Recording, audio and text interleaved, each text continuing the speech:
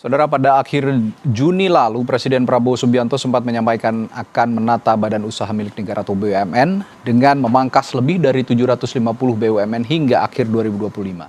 Penertiban dilakukan untuk menghemat anggaran negara. Prabowo bilang, pemerintah sudah menutup lebih dari 200 BUMN. Sebagai upaya efisiensi kerja dan anggaran, pemerintah nantinya akan menyisakan 250 badan usaha plat merah. Menurutnya selama ini banyak BUMN yang boncos karena harus membayar banyaknya direksi dan komisaris dengan laba minim.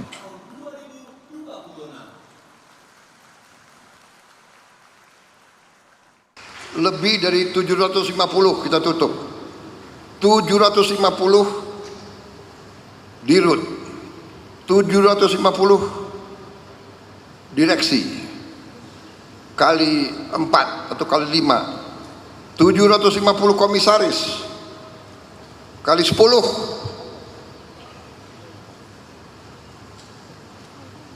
Overheadnya kayak apa, gajinya kayak apa. Saudara-saudara, ini uang rakyat semua. Dalam 2 tahun kita akan bikin BUMN lebih efisien, lebih transparan,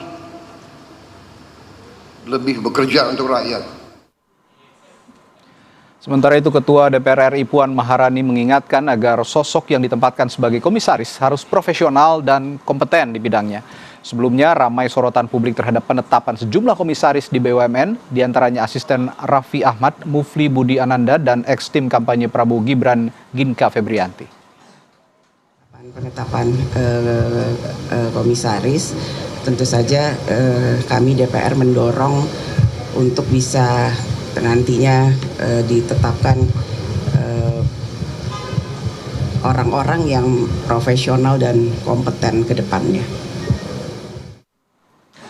Saudara, asisten Raffi Ahmad dan ex-tim ses Prabowo yang diangkat sebagai komisaris di BUMN menimbulkan polemik dan pertanyaan di masyarakat tentang keadilan, kelayakan, dan motif dibalik keputusan strategis tersebut. Lalu apakah benar didasarkan pada kompetensi teknis dan pengalaman profesional ataukah terdapat pertimbangan lain?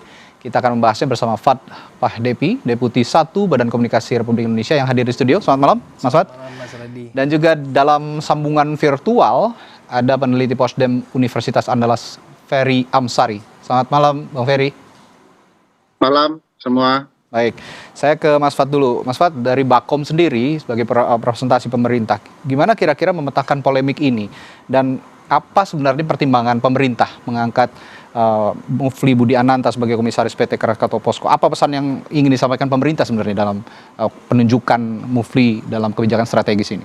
Terima kasih, Radi. Pertama, saya sih tidak dalam posisi untuk menjelaskan orang per orang ya, tapi bahwa sekarang tuh ada kritik dan juga ada concern dari masyarakat luas ini bisa diterima, dan saya kira pemerintah posisinya selalu mendengarkan dan memperhatikan dinamika polemik kritik yang ada di masyarakat.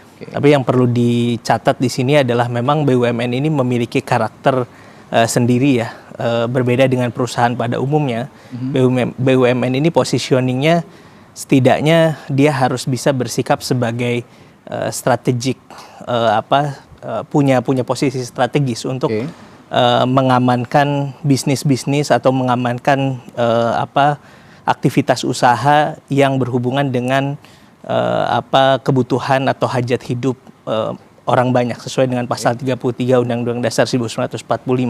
Ini tidak bisa sepenuhnya diserahkan kepada mekanisme pasar.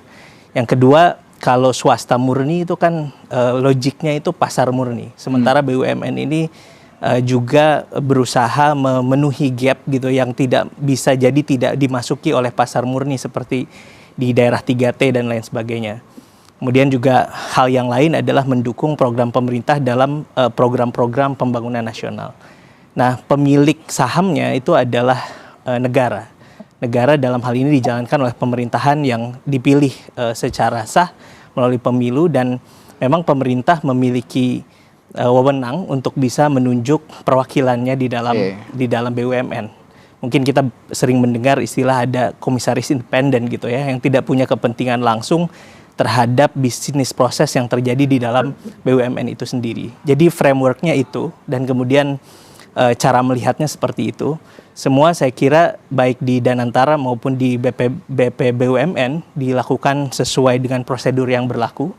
Tidak boleh ada yang melanggar peraturan, melanggar hukum, dan kalaupun misalnya ada pihak-pihak atau nama-nama yang dianggap kurang kompeten, saya kira prosesnya sudah dilakukan sedemikian rupa dan kita berikan waktu mereka untuk melakukan tugas commissioningnya itu, yaitu melakukan pengawasan atau oversight dan juga melakukan pengarahan gitu ya. Dalam hal ini posisi mereka itu bertugas untuk menjadi wakil dari pemilik atau dari pemegang saham untuk memberikan arah yang sesuai dengan apa yang diharapkan oleh pemerintah. Jadi memang tidak berkaitan langsung dengan kompetisi teknis gitu ya, atau dengan kemampuan teknis yang yang ada di dalam bisnis proses BUMN itu. Artinya kalau bicara kompetensi, pemerintah menganggap nama-nama tadi itu sudah kompeten untuk mengisi posisi itu begitu ya, dan sudah melalui uji kelayakan lah begitu kan? Ya dalam hal ini proses yang dilakukan gitu ya, baik di BUMN gitu ya, atau misalnya proses yang dilakukan di Danantara itu sudah melalui serangkaian prosedur yang berlaku sesuai dengan peraturan yang ada gitu. Nah, bagaimana, dan persoalannya sekarang kan yang dipersoalkan adalah latar belakang. Ya. Di sini kami hanya ingin mengatakan bahwa latar belakang setiap orang bisa berbeda-beda dan kita mungkin tidak bisa hanya dari satu dimensi menilai orang dari latar belakangnya saja, karena mungkin punya kapasitas yang tertentu gitu ya. Jadi apakah kinerjanya seperti apa ya kita tunggu. Yang jelas proses pengangkatan dan pemilihannya sudah sesuai dengan peraturan dan prosedur yang berlaku. Sudah sesuai dengan prosedur dan pengangkatan dan aturan yang ada, dan diminta untuk bersabar dulu, melihat dulu kinerja mereka yang setelah diangkat nih. Tapi saya ke Bang Ferry kalau begitu. Ini banyak sekali masyarakat atau publik yang menganggap bahwa pengangkatan Mufli dan juga Ginka ini sebagai orang dekat, dalam tanda kutip ya, orang dekat pejabat negara yang saat ini sudah ada di pemerintahan. Kira-kira Anda menilainya dengan penilaian serupa ataukah ada perspektif lain, dan apakah kalau memang betul ini orang dekat, ada aturan yang dilanggar secara hukum tata negara? Ya, perspektif saya tentu saja, Mas Radi, adalah perspektif konstitusi dan undang-undang saja. Dan tentu tugas Mas Fad ya sebagai wakil pemerintah tidak bisa dalam konteks ini menghindar dari menjelaskan person to person ya. Tidak dalam artian umum, karena yang dipermasalahkan problematikanya ada di personal yang dipertanyakan publik.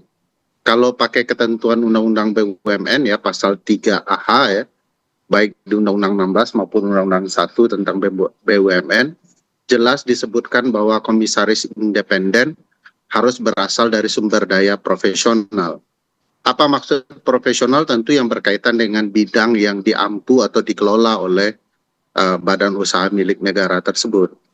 Nah, pertanyaan publik persis kepada beberapa individu yang dipertanyakan kapasitasnya. Harusnya pemerintah menunjuk orang yang jadi bagian dari pemerintah yang punya sumber daya profesional di bidang BUMN tersebut. Jadi kan tidak harus asistennya Raffi Ahmad, mantan juru kampanye, buzzer dan segala macam. Tapi bisa diambil orang yang memang bagian dari pemerintah yang punya kelayakan profesional, punya background yang sama dengan bidang yang hendak dikelola. Sehingga publik bisa melihat bahwa orang-orang ini hadir untuk dalam rangka membangun BUMN, untuk menyukseskan perusahaan plat merah ini. Tidak sekedar menempatkan orang-orang tertentu karena jasa kampanye misalnya, jasa kepentingan masa lalu misalnya. Itu tidak elok bagi saya kemudian kita berupaya memberikan gambaran bahwa tunggu saja, padahal itu sudah jadi perbincangan sejak lama. Seringkali pemerintah bilang tunggu saja BGN bekerja, ternyata korup begitu ya, padahal sudah diingatkan berkali-kali. Tunggu saja komisaris ini bekerja, padahal dia tidak di bidangnya. Nanti kalau bangkrut tinggal minta maaf, lalu orang itu ditangkap, selesai persoalan. Padahal banyak kerugian dari waktu ke waktu yang terjadi. Dan ini yang menurut saya harus dijelaskan kenapa undang-undang BUMN dikangkangi, diabaikan, tidak dipedulikan, bukan jadi pilihan untuk dipatuhi. Bagi saya loud and clear bahwa ada masalah serius dalam tata kelola perusahaan plat merah. Perspektifnya adalah balas dan imbal jasa, dan ini akan menunggu waktu saja. Kalau dalam bahasa agama saya, tunggu saja kehancurannya, gitu ya. Kalau orang-orang tidak profesional atau orang-orang tidak berkompeten mengelola sesuatu. Gitu. Loud and clear, kalau kata Bang Ferry, ada masalah dalam tata kelola penyeleksian beberapa petinggi BUMN atau plat merah. Tadi juga Bang Ferry mengatakan bahwa tidak bisa juga Mas Fat ini menghindar dari nama-nama personal, sehingga yang jadi pertanyaan publik juga tidak bisa dijawab. Anda bisa menjelaskan soal ini kepada publik, terutama soal nama-nama tadi? Iya, pertama hak publik ya untuk mempertanyakan nama-nama tadi, apakah mereka ini capable atau tidak, kemudian apakah sesuai dengan kriteria yang ada atau tidak. Tapi pertama, tugas komisaris itu sebagaimana diatur dalam peraturannya, termasuk dalam Undang-Undang BUMN, itu melakukan 3 hal ya. Pertama, melakukan fungsi pengawasan, yang kedua melakukan memberikan arah strategis, yang ketiga terlibat dalam proses tata kelola yang baik atau good governance, gitu ya, untuk memastikan GCG-nya terlaksana. Dan latar belakang yang diperlukan untuk melakukan ini tentu saja adalah kecakapan atau kemampuan dalam bidang organisasi, gitu ya, kemudian pengalaman yang dimiliki oleh masing-masing, gitu ya, dalam mengelola orang, dalam mengelola sistem dan lain sebagainya.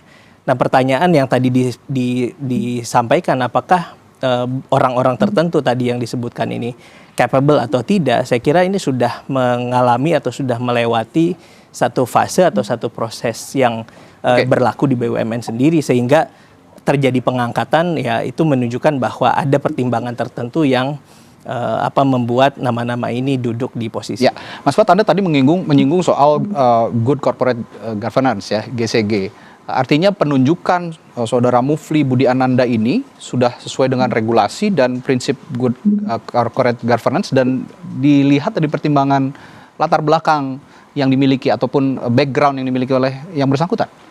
Persoalan setuju atau tidak setuju kan persoalan lain ya. Persoalan bahwa misalnya apakah setuju atau tidak setuju itu satu hal.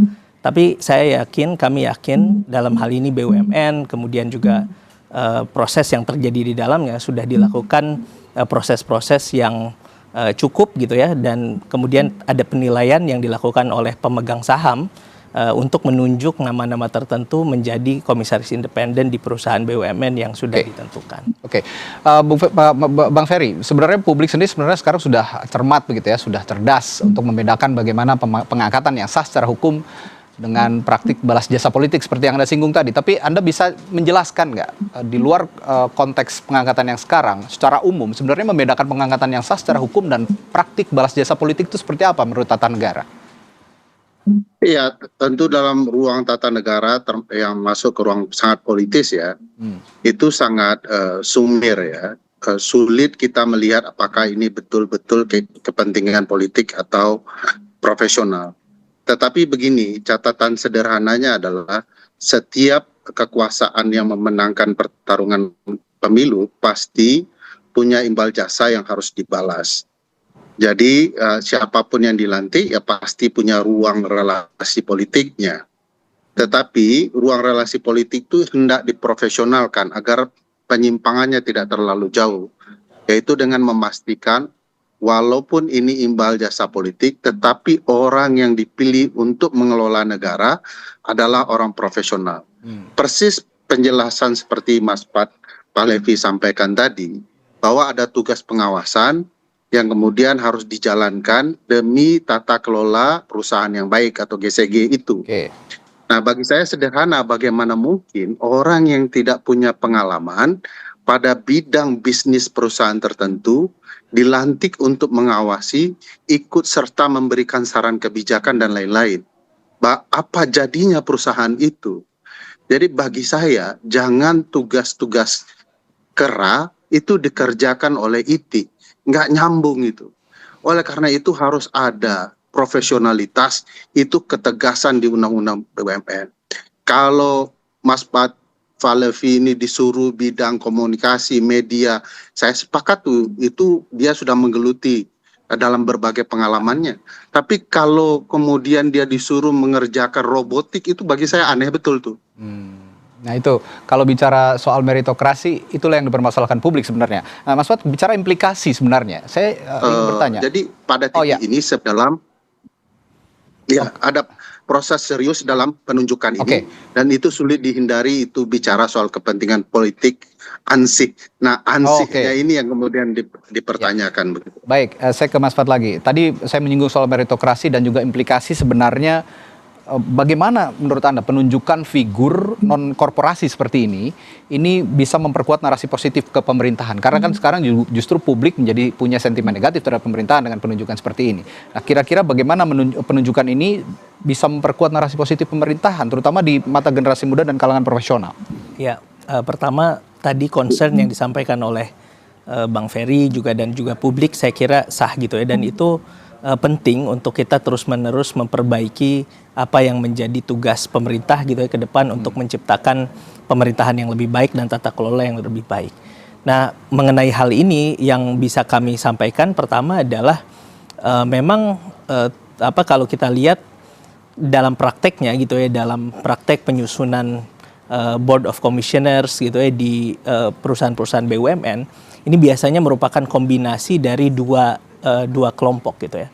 Pertama adalah kelompok yang merupakan representasi dari, apalagi misalnya ini entitas anak atau cucu perusahaan, merupakan representasi dari holdingnya yang biasanya memiliki kapasitas dan latar belakang yang relevan dengan bisnis yang ditangani atau yang menjadi bidang dari perusahaan BUMN itu sendiri. Tapi kemudian ada juga dari golongan komisaris independen yang tugasnya memang secara spesifik atau secara praktek itu lebih umum gitu ya, untuk memberikan pandangan mengenai komunikasi publik, pandangan mengenai arah kebijakan pemerintah, pandangan mengenai dan juga menjadi kepanjangan tangan dari kepentingan pemilik saham yaitu pemerintah gitu. Oke, ya yang pasti tadi Anda meminta ya kasih kesempatan dulu untuk bekerja dan melihat kinerja mereka, termasuk juga nanti kinerja perusahaan BUMN sendiri akan bagaimana, tentu akan ada evaluasi ya. Ya pasti. Depan. Dan jangan sampai ini juga didasari oleh tadi anggapan publik bahwa ada ordal yang bisa mempekerjakan ataupun mengangkat seseorang ini duduk sebagai komisaris independen di salah satu perusahaan BUMN. Terima kasih sekali lagi Mas Fuad sudah hadir di Sapa Indonesia Malam, dan tadi juga sebelumnya ada perspektif juga dari pakar hukum tata negara Universitas Andalas Ferry Amsari di Sapa Indonesia Malam. Terima kasih sekali lagi Bapak-bapak. Selamat malam.